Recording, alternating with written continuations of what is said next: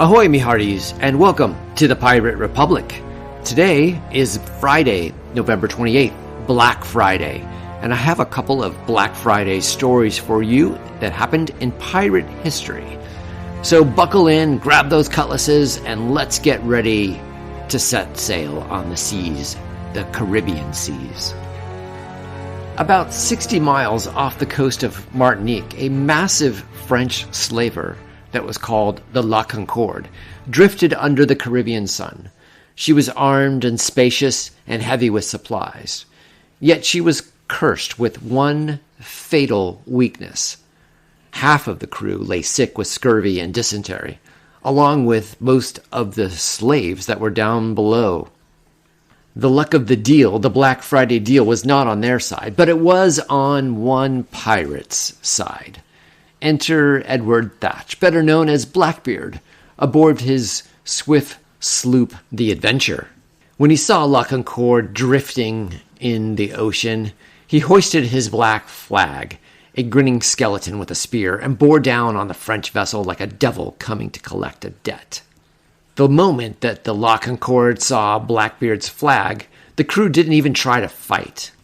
They were in no shape to fight anyway. All of those men, sick, tired, hungry, thirsty, they just surrendered on sight.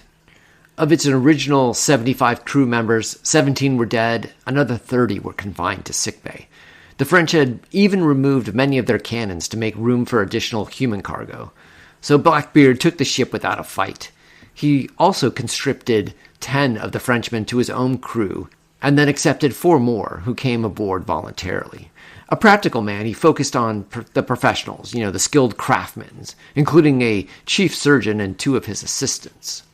He also made 157 Africans stay on board, many of whom, whether as free members or captive laborers, would accompany the pirate until the day that he died.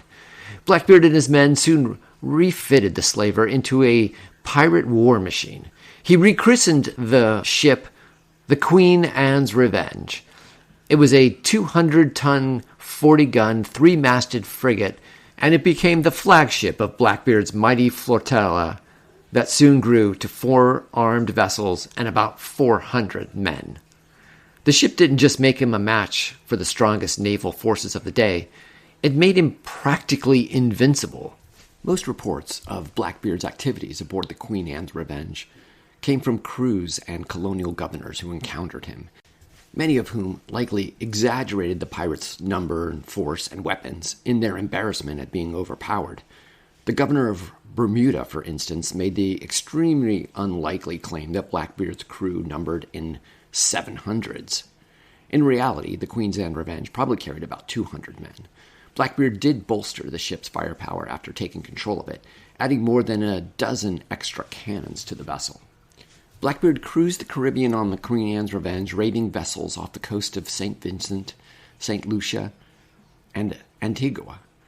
Common items plundered from raided ships included food, clothing, and especially alcohol.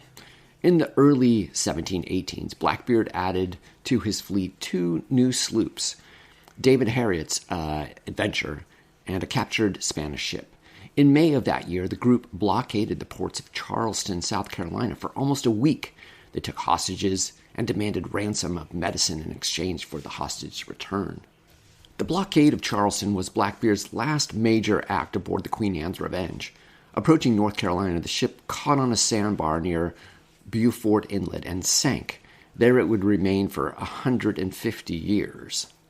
But this ship was also, since it's falling on Black Friday when he had acquired it, is one of the greatest Black Friday plunders ever.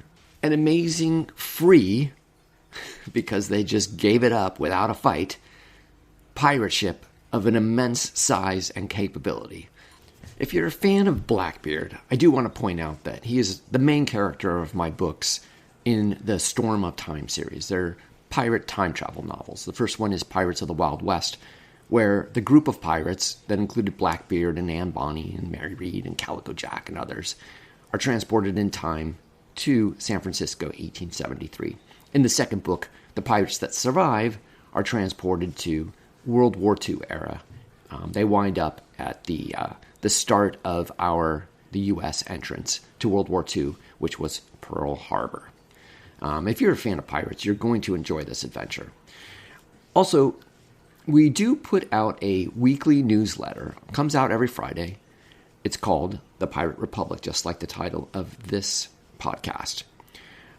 If you want to join the Pirate Republic, go to thepiraterepublic.com and sign the form. You can put in your email address so that you get it to your email every Friday. And you can also add your pirate name to that email so it will be personalized to you. The next pirate history story that we have happened on November 24th, 1718. It was the mutiny that crowned Calico Jack Rackham.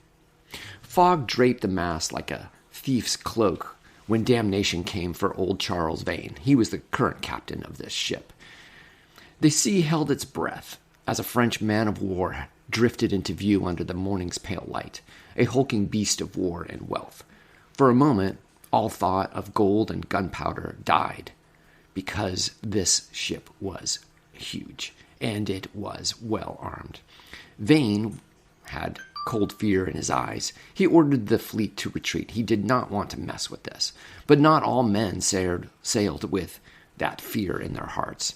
Standing among them was Calico Jack Rackham. He was the quartermaster of this ship called the Ranger, a man dressed not in dark leathers, but in bright calico, as if defying fate itself. Rackham spat on Vane's cowardice and cried out for courage, for gold, for fire in their souls. Well, he called for a vote. The sea echoed the answer. The majority of those pirates rose with him. They branded Vane a coward, stripped him of the black flag, and handed the helm over to Rackham. Charles Vane and 15 loyal souls were tossed into a captured sloop, given some powder and some slop, and sent drifting into the Caribbean. Ghosts in a small boat, while a new pirate lord raised a ragged flag high on the Ranger. With Rackham as captain, Calico was swaying with pride and his cutlass was gleaming. The pirate's life changed tone. No longer was caution their watchword. Now it was opportunity. Smaller sloops, nervous merchants near Jamaica, none were safe. Rackham's reign was brief, but in those few months he carved a name of fire and color into the ledger of infamy. And that, me hearties, is what mutiny looks like on the morning tide. Fear-soaked ship, a daring quartermaster, and a crew that decided this day that cowardice dons no crown. Another pirate history event happened on November 28th, this one in 1720. The trial of Bonny and Mary Read. The air in Spanish Town, Jamaica hung thick with heat and whispers as two prisoners were dragged into the courtroom on this day. Two women, though that hardly captured the truth of who they were. Shackled, bruised, and tattered from battle, they walked not with fear, but with the defiant posture of those who had stared down death more than once and found it wanting. Mary Read and Anne Bonny were no ordinary captives. To the British authorities, they were an embarrassment. To the pirate world, they were legends with pulse and steel. Just weeks before, their ship, the Revenge, captained by the infamous Calico Jack Rackham, had been run down in Dry Harbor Bay by the pirate-hunting sloop commanded by Jonathan Barnett.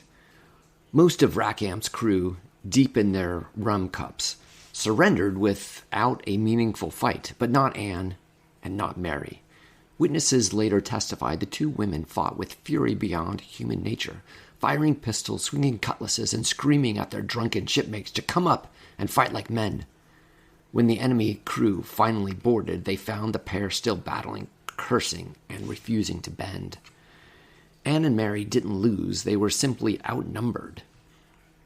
In the courthouse, under the gaze of magistrates, officers, planters, and curious locals, the women were presented as a spectacle, an oddity of nature, a breach in the order of things. The charges read loud and long and predictable. Piracy on the high seas, armed robbery, assault, flying the black flag, waging war against His Majesty. Every man of Rackham's crew had met the same charges the day before and had been sentenced to hang. Rackham himself, Anne's lover, awaited the ropes at gallows point. But this trial felt different. There was an unease in the room, a sense that the usual order of justice had collided with the unpredictable laws of the sea. Witness after witness described the same astonishing truth. These women weren't mascots or captains' pets. They were fighters. One sailor swore that Mary did charge and discharge her piece with the best of the men. Another claimed that Anne had threatened to kill any man who faltered during a raid. A planter said he'd seen them aboard ships with pistols in their hands. Even the prosecutor seemed rattled by the consistency of the accounts. Anne and Mary asked no one to defend them. They offered no apologies. Their silence was not fear, it was judgment. The verdict... Well, the court recessed only long enough for the judge to sip some ale and catch their breath. The verdict was inevitable. Guilty, sentenced to hang until dead. The crowd leaned forward, eager for some sign of collapse, some wail of despair. But instead, Anne raised her chin, her eyes burning with a fire that even made hardened seamen swallow. And then came the twist that turned the whole proceeding sideways. Pleading the belly. When asked if they had anything to say before sentence was carried out, both women invoked an ancient right. I plead my belly. They were pregnant. A murmur rolled through the courtroom like distant thunder. Under English law, the unborn could not be executed.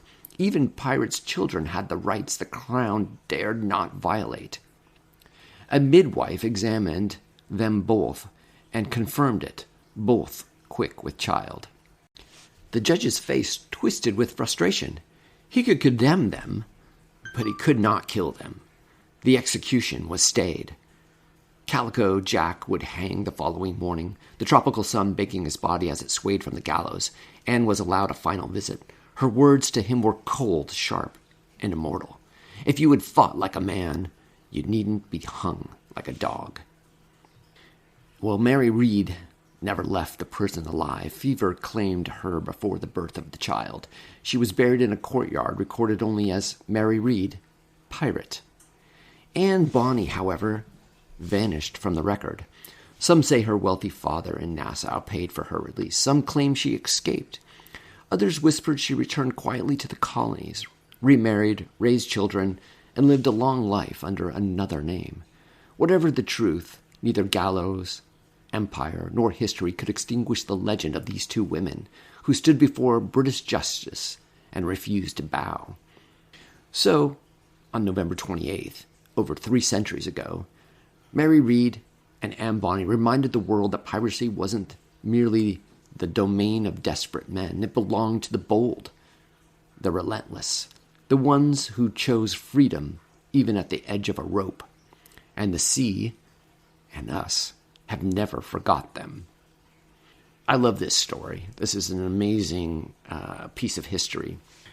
And if you were fans of Anne Bonny and Mary Read, they both are main characters in my book. I'll say this again. If you're a fan of these two pirate women, I think you would enjoy my books. Well, that concludes this episode of the Pirate Republic. You can check out thepiraterepublic.com. The weekly newsletter this week for Black Friday had a bunch of pirate merchandise that I had curated. You may want to check that out.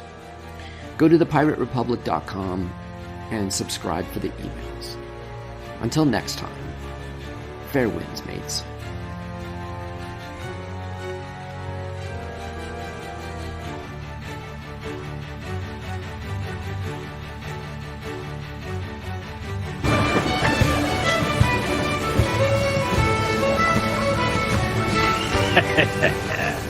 Where's the rum, me hearties?